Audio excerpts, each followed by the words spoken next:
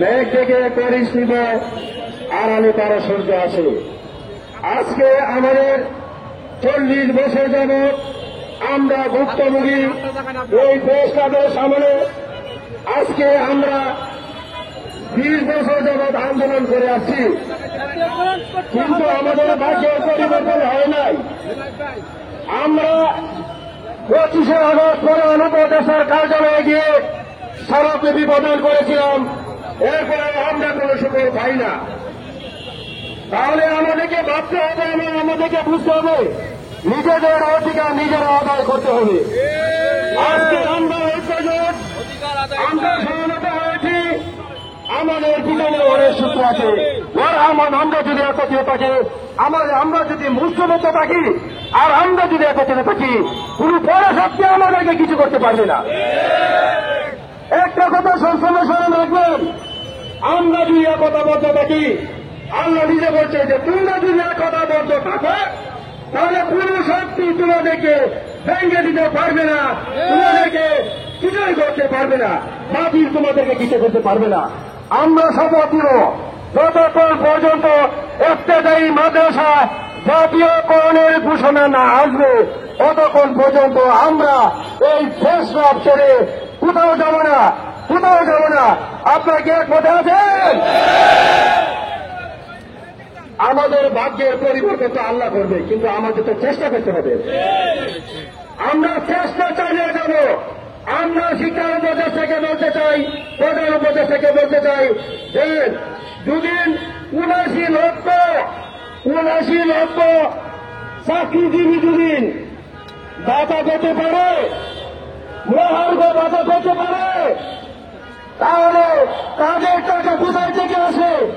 আর আমরা 50,000 শিক্ষকের টাকা হচ্ছে না, তারা বলে টাকা নাকি নাই, তারা মহানবতায় কোটি কোটি টাকা কোথায় থেকে আসে, কারা দেয়?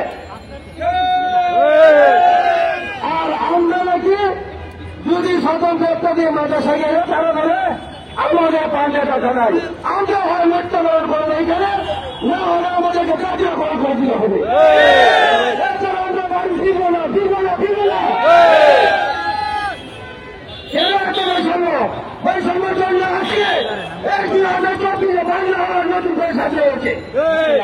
এরপরেও এই স্বতন্ত্র মাদ্রাসা শিক্ষকরা বৈষম্য শিকার।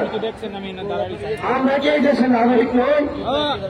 2013 সালে 26,000 প্রাথমিক বিদ্যালয় জাতীয়করণ করা হয়েছে।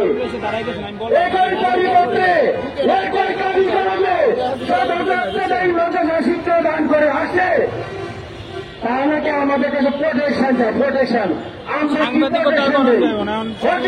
আমি বলতে চাই, আজকে ইউনিভার্সিটি থেকে আরম্ভ করে পর্যন্ত যত মেধাবী ছাত্র আছে সবগুলি মাদ্রাসা ছাত্র, সবগুলি মাদ্রাসা ছাত্র। কিসব প্রোটেকশন আপনারা চান? আমরা জানতে চাই কেন এত বৈষম্য? এই 26,000 শিক্ষক দিবীর, এই 26,000 মাদ্রাসা প্রাথমিক বিদ্যালয় জাতীয়করণ হতে পারে। আমরা 10,000 মাদ্রাসা জাতীয়করণ চাইলে আমাদেরকে আচরণ চাই কেন? আমরা কি দেশের নাগরিক না? আমাদের প্রতিষ্ঠান দেশের নাগরিক না? অবশ্যই কেন কমিশন আমাদের সমাধানতে চাই, না আমরা মৃত্যুবরণ করতে চাই। আমাদের কাজে হাতায় না হওয়া পর্যন্ত আমি স্বতন্ত্র শিক্ষক থেকে বলতে চাই আপনারা কেউ মাছ হবে না। আমাদেরকে দাবি আদায়ের জন্য যা করতে হবে আমরা তা করবো। আর যদি উপরস্থ কর্মকর্তা বলে যে আমাদের দাবি আমরা নিজেদের এখানে দিয়ে দিচ্ছি, আমরা চলে যান, আমরা মানব। নদের মুখের কথা আমরা মানব না, মানব না। 40 বছর যাবৎ মোলাইছেন আমাদের বাইককে, আর কত মোলা করবেন? আমরা এই বৈষম্য আন্দোলনে যদি 20,000 লোক মৃত্যুবরণ করতে পারে, আমরা এখানে 500 লোক মৃত্যুবরণ করবো।